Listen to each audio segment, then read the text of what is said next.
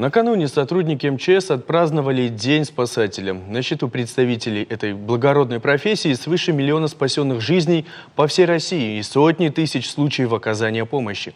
Традиционно в этот день проходят праздничные концерты по всей стране. Отметили дату и в Северной Осетии. В торжественном мероприятии приняли участие различные ведомства и волонтерские организации. С музыкальными номерами выступали и дети сотрудников чрезвычайного ведомства. А сегодня в нашей студии исполняющий обязанности заместителя начальника Северо-Осетинского поисково-спасательного отряда Руслан Плиев, с кем мы сможем поговорить о мерах предосторожности в новогодние дни. Руслан, добрый вечер.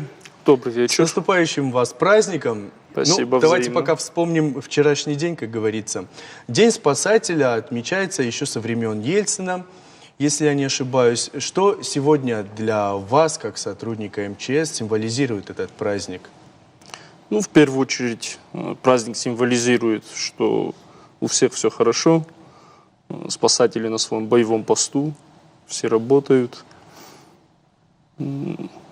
Очень часто, знаете, есть там девиз, да, у полицейских там: «Наша служба и опасна, и трудна». Вот какой девиз был бы наиболее близок для спасателя, сотрудника МЧС? Не знаю, наверное, такого девиза. Предотвращение, помощь. Предотвращение, помощь. Мне кажется, сегодня в России в целом как-то немного недооценивают МЧС, потому что все как-то больше на правоохранительные органы, я имею в виду внутренние наши войска, МВД наши, больше на них как-то сориентированы. А вот в этом смысле мы же, наверное, можем сказать о том, что, значит, вы вовремя все предупреждаете, вовремя оказываете все необходимые мероприятия, и поэтому особенно как-то так в новостных сводках-то вас и не бывает.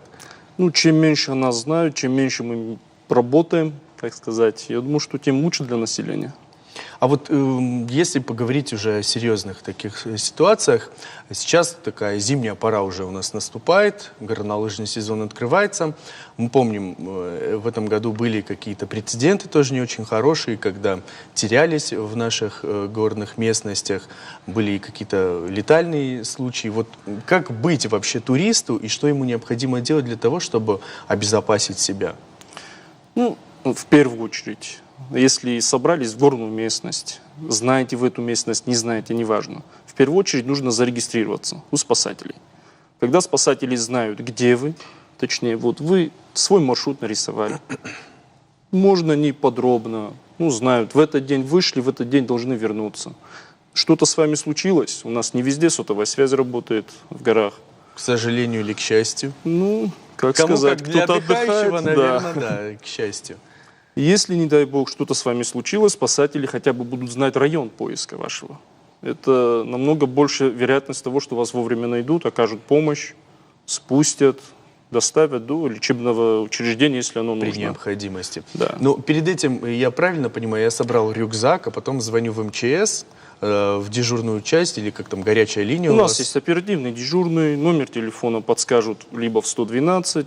То есть можно даже в 112 позвонить, чтобы узнать номер оперативного дежурного Я МЧС. могу сейчас зрителям сказать 40, 44, простите. Зрителю мы потом отдельно строчкой пустим. В общем, позвонить и предупредить всего оперативный лишь. Дежурный зарегистрирует вас как туриста, как путешественника, неважно.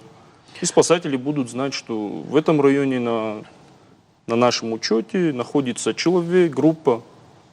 И обязательно, чтобы человек не забыл, когда он вернулся, отзвонился и сказал, тоже все нужно хорошо. Позвонить, сказать, что все в порядке. Да. А вообще, чем опасен зимний период отдыха вот именно в нашей республике? В первую очередь, или у нас происходит, самая да? большая опасность это у нас лавины. Вот Очень много лавинных очагов, что по Транскаму, там более 200 на нашем участке.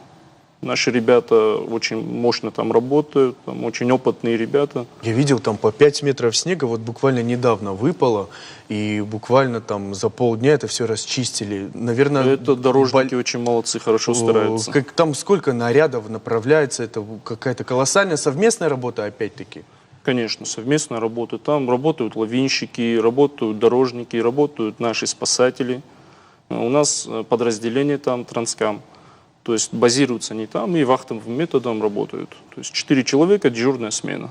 Плюс вы еще там, если люди оказались в какой-то чрезвычайной ситуации, можете накормить, да?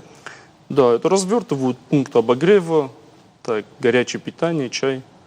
Ну, потому что люди долго стоят, когда нет проезда, и не рассчитывают они на такое время.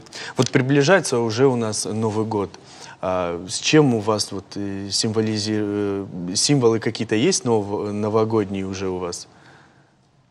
Ну, Новый год символизируется чем? Елка дома стоит, мандарины и салат оливье. По-моему, у всех.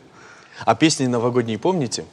Я не зря вас спрашиваю, хочу вот с вами сыграть в одну игру. Она Какую? называется «Абракадабра». Мы будем вам включать песню новогоднюю, ну, те, которые все мы должны знать, в обратном порядке, а после того мы, если вдруг вы не угадаете, да, и в любом случае мы вам включим уже оригинальную песню. Давайте попробуем. Давайте тогда вместе попробуем, послушаем, повспоминаем, что ли, и детство. Давайте. Сейчас песня включится, а какие вы песни помните? Ну, самое известное, наверное, «В лесу родилась елочка». Ага, это в топ-10. Еще какие песни вспоминаете? Так, ну, Цимбаль мне сейчас подсказывал. Дети есть, да? Дети тоже готовятся, наверное, к Новому году. Конечно. Они уже письмо Деду Морозу, папе Руслану написали? Да, письмо написали, Заблаговременно? конечно. И в письме написали, что очень хорошо себя вели весь год. Но мы-то все помним, да, что не всегда у них Под всё Новый год, получалось. конечно, вспоминается только хорошее. Поэтому... А какие, может быть, какой вид отдыха они предпочитают вот в зимнее время? Ну, как все дети, наверное, любят кататься с горки, любят кататься на санках, пытаются кататься на велосипеде зимой, ну, я запрещаю. Зимой на велосипеде? Наверное, по квартире, по дому? Нет, хотят на улице по снегу посмотреть, каково это. Мне кажется, это неплохая идея для того, чтобы кто-то задумался сделать зимнюю резину, да, для велосипеда. Ну вот мне подсказывают, что конкурс сейчас у нас начнется, тогда давайте мы послушаем первый отрывок известной песни.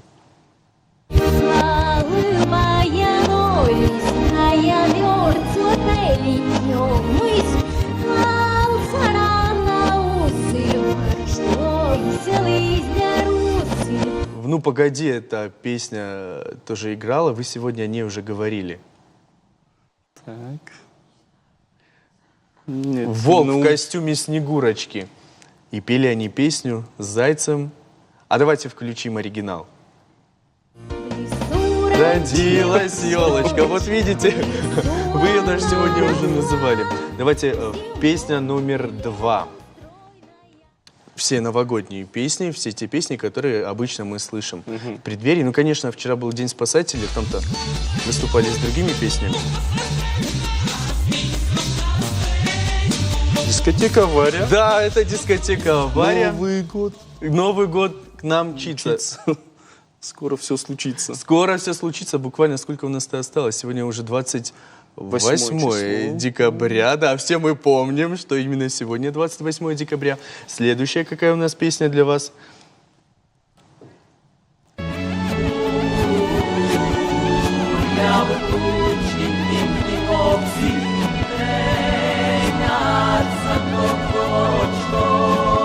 Что нам приносит этот год? Что приносит? Давайте послушаем оригинал. Да, узнали вы тоже песню. А вы говорите, что, может быть, не все помните. Вот так вот иной раз сидишь, наверное, за каким-нибудь застольем, и все песни и вспоминаются. Да. Давайте еще одну послушаем.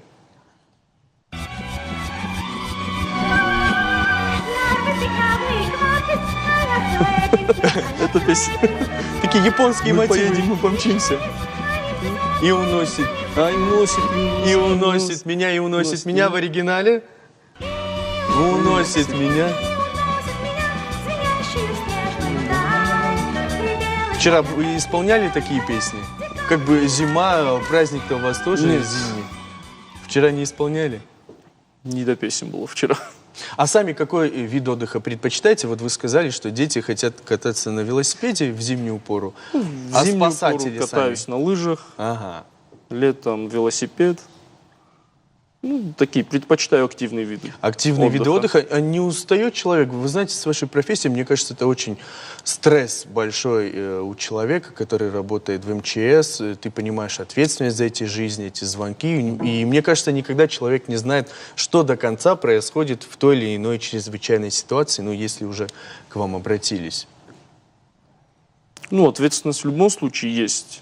В нашей профессии человек, если пришел в нее, это, я думаю, осознанный выбор человека. И год-два он понимает для себя, его это профессия или нет. То есть за пару лет уже человек можно, остался, да, понять? то...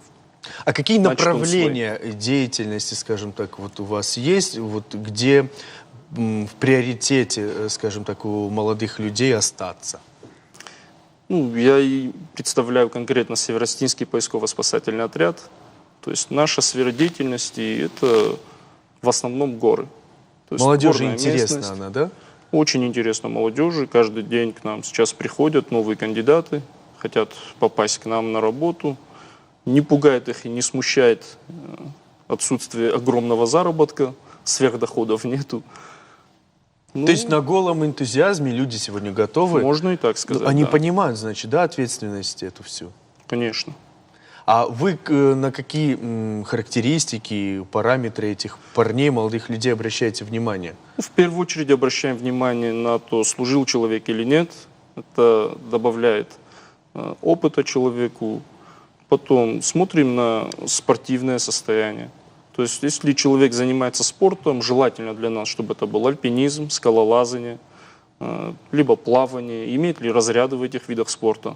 Это все дает плюсы при рассмотрении этих кандидатов. Сильные руки, я так понимаю, вы так перечисляли спортивные направления. Я понимаю, что в плавании это сильные руки, скалолазание тоже сильные Плавание развивает вообще полностью организм. И плюс у нас есть водолазная служба, в которых... тоже можно себе найти. Конечно. Вот в советское время, я думаю, каждый школьник умел оказывать первую медицинскую помощь. Сегодня, мне кажется, времена изменились, и мне кажется, даже студенты не все умеют ее оказывать. Вот. Проблема больше, наверное, в законодательном. Потому что даже спасатель, умеет он оказывать или не умеет, он ограничен очень сильно в своих действиях. То есть он может оказать первую доврачебную помощь, медицинскую оказывать не имеет права. Никаких инъекций сделать человек не может. Таблетку даже предложить может максимум. То есть мы не медики, не фельдшера, нет медицинского образования, поэтому не имеем права на такие манипуляции. Если обстоятельства, скажем так складываются, что... Ну, понятно, что если может, по у него с факту собой там будем инсулиновый смотреть, шприц, и в этом случае он не может себе ввести, а там кто-то сообщает о его заболевании. Ну, если мы будем видеть, что уже... Ну, каждая ситуация, я правильно понимаю, конечно, да, индивидуально она подходим к вопросу. индивидуально. Да. Новый год, мы уже сказали, так, на дворе. У вас какие-то пожелания, наверное, есть, да, для своих родных, близких. Вот сегодня, пользуясь случаем, мы могли бы, наверное, их озвучить в нашей студии. С большим удовольствием. Хотел бы поздравить с наступающим Новым годом, в первую очередь, это свою семью, всех жителей нашей республики, всех гостей, кто будет отмечать на нашей территории, чтобы праздник у всех прошел без происшествий, чтобы проблемы все свои оставили в прошлом году, в старом году, а в Новый год пришли с новыми надеждами, чтобы дома у всех был полный состав. Спасибо вам огромное, что сегодня были с нами. Очень, я думаю, полезная, познавательная информация была для наших зрителей. Ну и для тех, кто собирается в ближайшее время, наверное, посетить нашу горную местность, тем более отдохнуть у нас действительно есть где. Я напоминаю нашим зрителям, что в гостях нашей студии сегодня был исполняющий обязанности заместителя начальника Северо-Осетинского поисково-спасательного отряда Руслан Плиев.